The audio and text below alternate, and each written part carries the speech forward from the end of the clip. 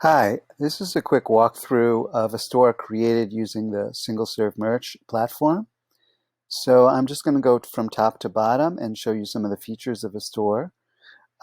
This little thing here is a favicon, and you can add your custom favicon. This is the store logo. This is the menu bar. This is the top banner, and this is an example of a full width banner, so it occupies the whole page from this side all the way to this side. These are just some regular products. Here's the product photo and a product name and price.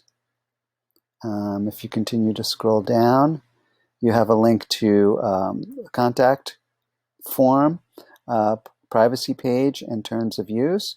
And down here you have your copyright. And also at the bottom you have the social media links, which you can add. Okay, so that's a quick overview of the different parts of the store that you're going to be creating. If we go to the back end, the first thing you'll do is usually you'll add a store logo, and you just click in here in this space to upload. So yeah, you'd click here, and then it would ask you to upload logo. Same here with the favicon. And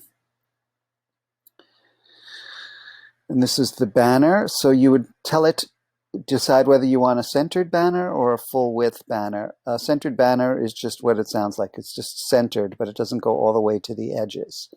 And then you click, you check the box of which one you'd like it, which page you'd like it to display on. So right now we were talking about the home page, so the home page is checked. You can also have it go to a URL if you want to. Let me see what other features we can go over. This is where you add social media links.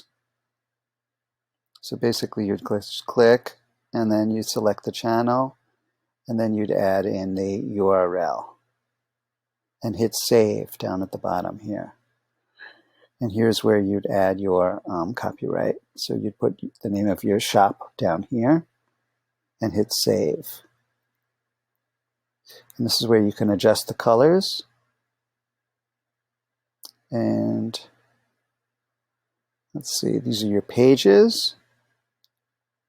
And this is where you build your menu. Okay, so that's just a pretty quick overview of the front of a store and the back of a store. Normally, content blocks, you'd be choosing this one right here for products. And then you can select the number of products you want it to display on the page, and how many products per row. Okay, and after every time you make a change, you want to hit save down at the bottom here. Okay, thank you.